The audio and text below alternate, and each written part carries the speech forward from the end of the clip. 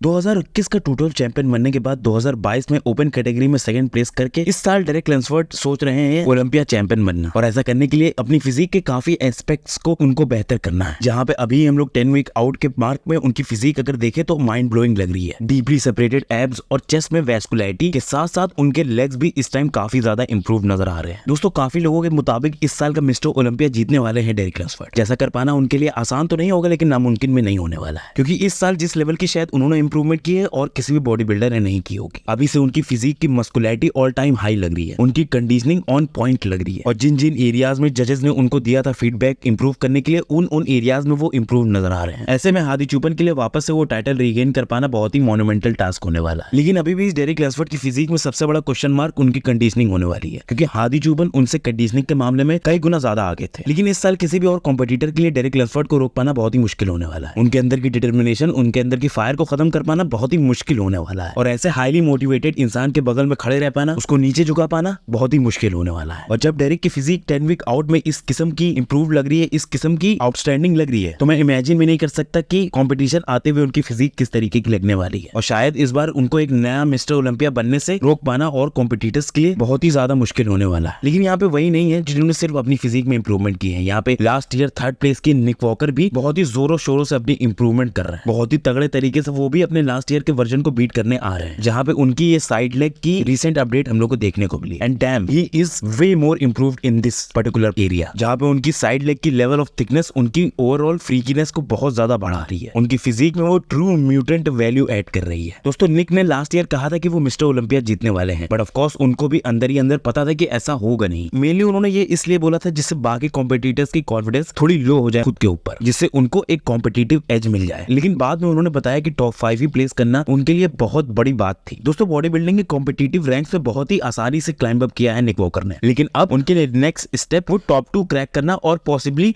Mister Olympia champion बनना है। जहां पे ऐसा करने के लिए उनकी फिजिक की फ्रीकीनेस तो ऑन पॉइंट है ही, उनकी फिजिक की मस्कुलैरिटी भी काफी हद तक आउटस्टैंडिंग है। लेकिन मेन उनको अपनी फिजिक में वो बैलेंस लाना होगा कंडीशनिंग का और फुलनेस का, जहां पे उनकी कंडीशनिंग रेजर शार्प हो और साथ ही साथ उनकी फिजिक स्किन बस्टिंग फुल भी हो। इस बार डेफिनेटली उन्होंने कुछ ना कुछ प्लान बनाया होगा अपने कोच के साथ मिलकर कि क्या स्ट्रेटेजी रहने वाली है उनकी फिजिक को पीक करने के लिए उन दोनों की, जहां पे बिल्कुल भी गलती की गुंजाइश नहीं होने वाली, जिसके चलते निक से भी हम एक बहुत ही बेहतरीन पैकेज इस साल लाने के लिए उम्मीद कर सकते हैं। आप लोग क्या लगता है दोस्तों, इन दोनों बॉडी बिल्डर्स में कौन ज्यादा इस साल ऊपर प्लेस होने वाला है, निक वॉकर या डेरेक लैंसफोर्ड? कमेंट में बताइए। इसी के साथ दोस्तों हम लोग चलते हैं क्लासिक फिजिक एथलीट अर्श कलेसिंस्की के ऊपर। दोस्तों हमेशा की तरह इस बार भी उनकी फिजिक की जो कंडीशनिंग हम लोग को नजर आ रही है वो आउटस्टैंडिंग लग रही है। अभी 1 हफ्ते या 2 हफ्ते में ही वो स्टेज पे उतरने के लिए तैयार हो चुके हैं, जहां पे उनकी फिजिक की क्रॉस स्ट्राइएशंस, उनकी फिजिक में फाइबर्स हम लोग क्लियरली नोटिस कर सकते हैं। और हर साल की तरह इस साल भी उनकी फिजिक हर दूसरे एथलीट से ज्यादा आगे है कंडीशनिंग के मामले में, जहां पे अर्श से स्टेज पे बेस्ट कंडीशनिंग की उम्मीद हम लोग डेफिनेटली लगा सकते हैं। लेकिन दोस्तों ये स्ट्रेटेजी उनके लिए फायदेमंद होगी या नुकसानदेह, मेन क्वेश्चन ये होने वाला है, क्योंकि लास्ट ईयर भी हम लोग ने देखा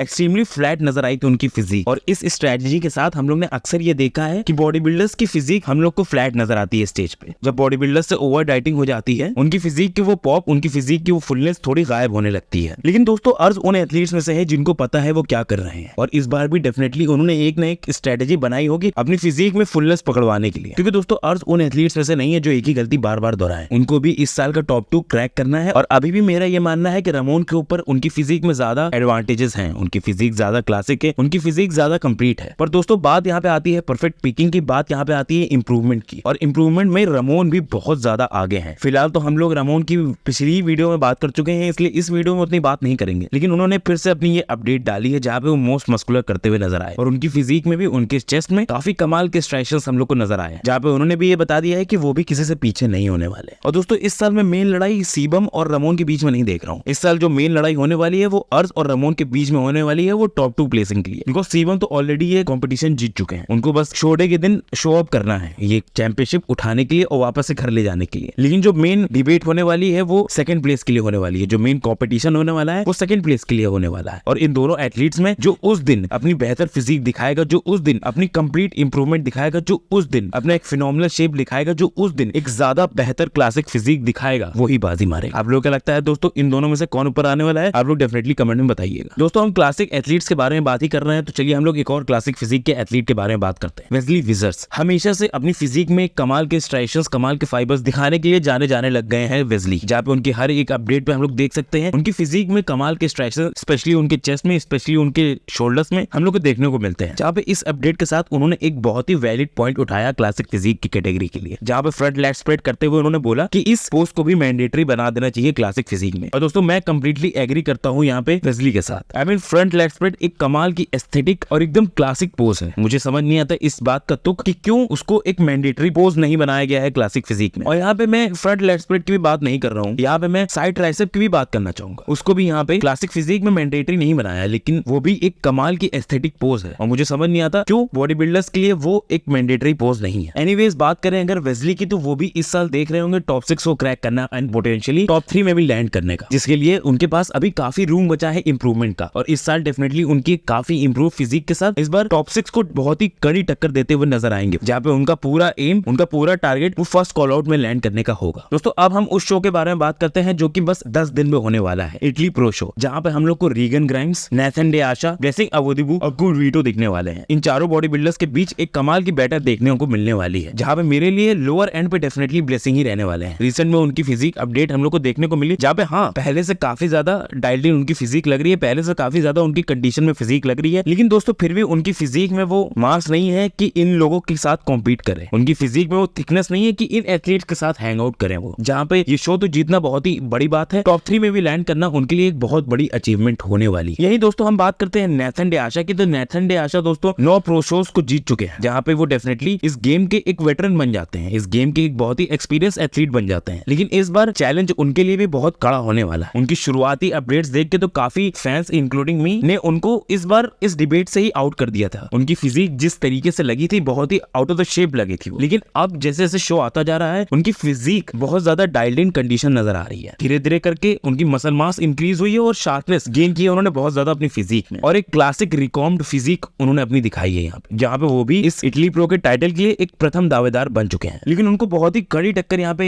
देने के लिए 2 बॉडी बिल्डर्स और रहने वाले हैं, गुडवीटो और रीगन ग्राइम्स। जहाँ पे पहले बात करें गुडवीटो की, तो दोस्तों इन माय ओपिनियन मुझे वो ये शो जीतते हुए नहीं दिख रहा है। रीगन के सामने कंडीशनिंग में तो बहुत पीछे हैं वो, मे बी शायद शॉर्टर स्ट्रेचर की वजह से मसल मास और थिकनेस में वो बेहतर हो, लेकिन दोस्तों सिर्फ मसल मास और थिकनेस से ही शो नहीं जीते जाते। यहाँ पे जिस लेवल की कंडीशनिंग रीगन ने अपनी हर एक अपडेट में दिखाई है, जिस लेवल की शार्पनेस अपनी हर एक फिजिक अपडेट में दिखाई है रीगन ने, उससे दोस्तों हम लोग को यहाँ पे फ्रंट रनर इस शो के जीतने के रीगन ही दिख रहे हैं। स्पेशली दोस्तों उनकी बैक से जो इंप्रूवमेंट इस बार हम लोग को देखने को मिली है वो आउटस्टैंडिंग है। शायद इस लाइनअप में ही क्या, अगर वो ये शो जीत के चले जाएंगे ओलंपिया में, तो one of the best back रहने वाली है उनकी। और हाँ, मैं सबसे बेस्ट नहीं बोल रहा हूँ, मैं वन ऑफ द बेस्ट बोल रहा हूँ, दोनों चीजों में फर्क होता है। लेकिन दोस्तों ये बात तो बोलनी पड़ेगी कि इस साल का जो इटली प्रो होने वाला है वो इस साल का अभी तक का one of the most competitive show होने वाला है, जहाँ पे ये चारों बॉडी बिल्डर जो हम लोग को दिखेंगे वो शायद किसी भी और वीकर लाइनअप में उतरते तो बहुत ही आसानी से वो शो जीतते, लेकिन यहाँ पे टफ कंपटीशन की वजह से शायद इन चारों में से हम लोग को कुछ ऐसे भी बॉडी बिल्डर देखने को मिले जो ओलंपिक की स्टेज पे हम लोग को ना दिखे, जिसके चलते इस शो की कॉम्पिटिटिवनेस, इस शो में एथलीट का लाइनअप बहुत ही डेंजरस होने वाला है। और ये शो भी एक कमाल का डेफिनेटली होने वाला है, क्योंकि हर एक बॉडी बिल्डर अपना ए गेम यहाँ पे प्रेजेंट करने वाला है। और मैं बहुत ज्यादा एक्साइटेड हूँ यहाँ पे रीगन ग्राइम की इंप्रूव्ड, बल्कि काफी इंप्रूव्ड। आप लोग है कि नहीं, आप लोग डेफिनेटली कमेंट में बताइएगा। इसी के साथ दोस्तों हम लोग आज की वीडियो को खत्म करते हैं। अगर आप लोग को वीडियो अच्छी लगी हो तो लाइक कर दीजिएगा, सब्सक्राइब कर दीजिए काफजिला हिंदी को, बेल आइकन दबा दीजिए। चलिए आपसे अगली वीडियो में मिलते हैं, तब तक के लिए बाय।